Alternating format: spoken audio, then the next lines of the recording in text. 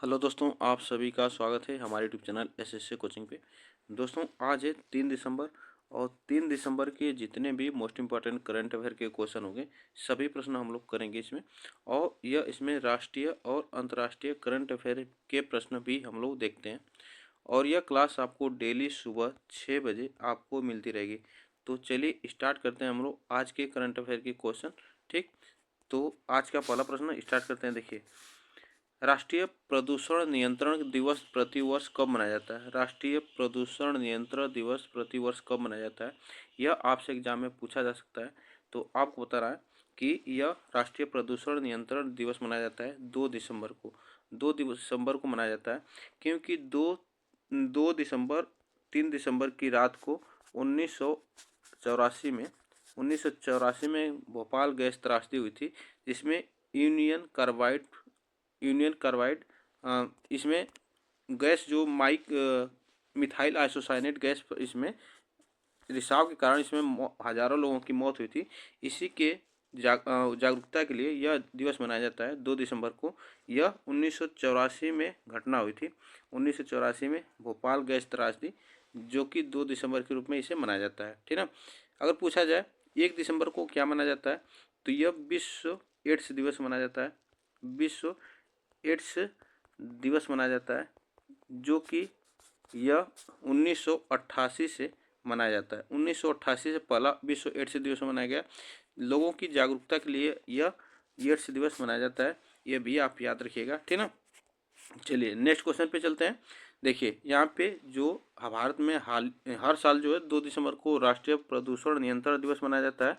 और इसमें 1984 की भोपाल गैस त्रासदी के पीड़ितों के सम्मान में आयोजित किया जाता है। और यह दिवस प्रभावी प्रदूषण नियंत्रण उपायों की आवश्यकता पर बल देते हुए स्वास्थ्य और पर्यावरण पर प्रदूषण के गंभीर प्रभावों में जागरूकता को बढ़ाना है। यह आप याद रखिएगा यहाँ पे। चलिए आगे चलते हैं। संयुक्त सैन्य अभ्यास हरिमाऊ शक्ति का आयोजन भारत किस देश के साथ करता है? तो हरिमाऊ शक्ति अभ्यास जो है यह किस देश के साथ भारत करता है, तो यह आपको बताना है। तो याद रखिएगा, यह मलेशिया के साथ करता है। ठीक है।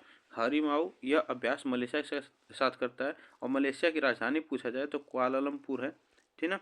अगर इसकी राजधानी पूछा जाए तो कुआलालंपुर इसकी राजधानी है, यह आप याद रखिएगा, कुआलालंपुर। इसके बारे में थोड़ा सा जान लेते हैं। देखिए, यह जो अभ्यास है यह हरिमाऊ शक्ति अभ्यास, यह चौथा संस्करण है। यह भारत के बीच मलेशिया का और पहांग जिले के बेटोंग कैंप में शुरू हुआ है। बेटोंग कैंप में शुरू हुआ है। यह कौन सा जिला है? पहांग जिला, जो बेटोंग जिले में यह शुरू हुआ है, बेटोंग कैंप में शुरू हुआ है। और यह अभ्यास जो है 2 दिसंबर से 15 दिसंबर तक चलेगा। और इसमें भारतीय टुकड़ी का प्रतिनिधित्व महार रेजिमेंट की एक बटालियन कर रही है। यह बातें आप याद रखिएगा। ठीक ना। चलिए आगे चलते हैं। आईसीसी के सबसे युवा अध्यक्ष के तौर पर किसने पदभार संभाला है? तो आईसीसी के सबसे युवा अध्यक्ष के रूप में पदभार संभाला है, तो यह आप याद रखिएगा, यह जय शाह ने संभाला है। जय शाह ने यह पदभार संभाला है आईसीसी के सबसे युवा अध्यक्ष के तौर पर। यह बात आप याद रखिएगा। इसके बारे में थोड़ा सा जान लेते हैं। देखिए, जय शाह जो है 1 दिसंबर को आधिकारिक तौर पर अंतर्राष्ट्रीय क्रिकेट परिषद जो आईसीसी के अध्यक्ष के रूप में कार्यभार संभाला है, जो वैश्विक क्रिकेट प्रशासन में एक नया अध्याय है। वे ग्रेग वार्गले की जगह आईसीसी के नए अध्यक्ष बने। और आईसीसी प्रमुख का लक्ष्य जो है LA28 ओलंपिक और महिला खेल के माध्यम से क्रिकेट को बढ़ावा देना है। इसका लक्ष्य है, आईसीसी का यह लक्ष्य है। ठीक ना। चलिए आगे चलते हैं। नवनिर्वाचित अमेरिकी राष्ट्रपति डोनाल्ड ट्रंप ने किसे एफबीआई निदेशक के रूप में नामित किया है? तो यह एफबीआई के रूप में नामित किया है। तो अभी अमेरिका के जो राष्ट्रपति बने हैं डोनाल्ड ट्रंप, यह किसे नामित किए हैं? तो काश पटेल को नामित किए हैं। यह आप याद रखिएगा। यहाँ पे देखिए, यहाँ पे जो है यह काश जो पटेल हैं उन्हें नवनिर्वाचित अमेरिकी राष्ट्रपति जो है डोनाल्ड ट्रंप ने एफबीआई के निदेशक के रूप में यह नामित किया है। और यह अरबपति और एक्स के मालिक एलन मस्क ने उन्हें बधाई दी है। और उन्होंने 1980 में न्यूयॉर्क में गुजराती मुल्क के माता पिता के घर इनका जन्म हुआ था। ये भी आप याद रखिएगा। और जो पूर्वी अफ्रीका से आए हुए थे, यहाँ से पूर्वी अफ्रीका से आए हुए थे। चलिए आगे चलते हैं। Syed Modi international badminton tournament में किसने गोल्ड मेडल जीता है? तो Syed Modi international badminton tournament में किसने गोल्ड मेडल जीता है, यह आपको बताना है। तो यह याद रखिएगा, पीवी सिंधु ने जीता है। किसने जीता है? पीवी सिंधु ने जीता है यह गोल्ड मेडल।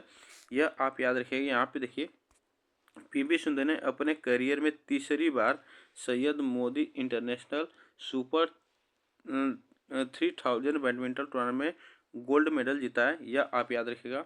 सिंधु ने फाइनल में चीन की खिलाड़ी को मात दी है और भारत के लिए ओलंपिक में 2 बार मेडल जीतने वाली पीवी सिंधु के लिए साल 2024 का यह पहला बड़ा खिताब है, यह आप याद रखिएगा। आगे चलते हैं। अर्जुन एरिगेसी क्लासिकल शतरंज में 2800 एलो रेटिंग हासिल करने वाले कौन से भारतीय खिलाड़ी बने? तो यह आपको बताना है, यह कौन से भारतीय खिलाड़ी बने हैं। तो यह दूसरे भारतीय खिलाड़ी बने हैं, ठीक है। अर्जुन एरिगेसी या दूसरे भारतीय खिलाड़ी बने हैं जो कि 2800 एलो रेटिंग हासिल करने वाले, यह आप याद रखिएगा। यहाँ पे देखिए, 2800 एलो रेटिंग हासिल करने वाले दूसरे भारतीय बने हैं अर्जुन एरिगेसी, और वह इस प्रतिष्ठित क्लब में विश्वनाथ आनंद के साथ शामिल हुए हैं। 21 वर्षीय वारंगल के खिलाड़ी ने शतरंज ओलंपियाड में भारत के लिए स्वर्ण पदक जीते और विश्व रैंकिंग में चौथे स्थान पर पहुंचकर इतिहास में 16वें खिलाड़ी बन गए हैं, यह भी आप याद रखिएगा, ठीक ना। आगे चलते हैं। गेल किस कंपनी के साथ LNG जहाज के लिए दीर्घकालीन चार्टर अनुबंध पर हस्ताक्षर किया है? तो यह गेल आप याद रखिएगा, एक कंपनी है, ठीक ना। गेल एक कंपनी है, यह बातें आप याद रखें। गेल एक कंपनी है जिन्होंने LNG जहाज के लिए दीर्घकालीन चार्टर अनुबंध पर हस्ताक्षर किया है। तो इसमें आपको बताना है इसमें कौन सा ऑप्शन से होगा। तो यह याद रखिएगा, के लाइन, ठीक ना। के लाइन इसमें ऑप्शन हमारा से होगा। दीर्घकालीन चार्टर अनुबंध पर हस्ताक्षर यहाँ पे किया है। तो देखिए, यह जो गेल ने सिंगापुर स्थित के लाइन के साथ अपने दीर्घकालीन LNG जहाज चार्टर अनुबंध पर हस्ताक्षर किया है, जिस जहाज की टैंक क्षमता 1,74,000 क्यूबिक मीटर होगी और इसे सैमसंग हेवी इंडस्ट्रीज द्वारा निर्मित किया गया है, और यह सौदा जो है 2027 तक चालू होने की योजना के साथ गेल की परिवहन क्षमताओं को मजबूत करना है। यह आप याद रखिएगा, यह 2027 तक इसे चालू किया जाएगा, यह आप याद रखिएगा। भारत और किस देश के बीच पुणे में पहला संयुक्त टेबल टॉप अभ्यास सिनबैक्स शुरू हुआ है? तो यह आप याद रखिएगा, पुणे में। यह कहाँ पे शुरू हुआ है? तो पुणे में शुरू हुआ है, और यह अभ्यास जो है इसका नाम है सिनबैक्स। तो इसमें यह किसके साथ हुआ है? तो यह कंबोडिया के साथ, ठीक ना। कंबोडिया के साथ इस शुरू हुआ है, और कंबोडिया की राजधानी पूछा जाए तो इसका राजधानी है नाम पे है। तो इसका राजधानी नाम पे है, यह आप याद रखिएगा, कंबोडिया की राजधानी अगर पूछा जाए। देखिए, भारत और कंबोडिया की सेना जो है संयुक्त टेबल टॉप अभ्यास सिनबैक्स का पहला संस्करण जो है, यह याद रखिएगा, यह इसके साथ पहला संस्करण है इसका अभ्यास। और यह 1 दिसंबर से विदेशी प्रशिक्षण नोड पुणे में शुरू हुआ है। इसमें आपसे पूछा जा सकता है कि कितने सैनिक हैं इसमें, तो 20 सैनिक इसमें शामिल होंगे, भारतीय और कंबोडिया के, ये भी आप याद रखिएगा, ठीक ना। चलिए आगे चलते हैं। भारत के किस राज्य में खेल महाकुंभ 2024 शुरू हुआ है? तो खेल महाकुंभ यह 2024 शुरू हुआ है, याद रखिएगा, यह उत्तराखंड में खेल महाकुंभ 2024 शुरू हुआ है, ठीक ना। इसमें आप याद रखिएगा, इसमें तमाम एक प्रकार की गेम है, इसमें तमाम प्रकार की इसमें गेम सभी गेम खेली जाएंगी। अगर इसके बारे में थोड़ा सा जाने, देखिए, उत्तराखंड की राजधानी अगर पूछा जाए तो देहरादून है, और यहाँ के जो मुख्यमंत्री हैं पुष्कर सिंह धामी, जो कि 1 दिसंबर को देहरादून में राज्य स्तर के खेल महाकुंभ 2024 का उद्घाटन करेंगे। और यहाँ पे उत्तराखंड में खेल महाकुंभ की शुरुआत अल्मोड़ा जिले में की गई है, ठीक है। यह अल्मोड़ा जिला है उत्तराखंड का, यहाँ पे इसकी शुरुआत की जा रही है, ठीक। यह इसमें तमाम गेम खेले जाएंगे, ठीक ना।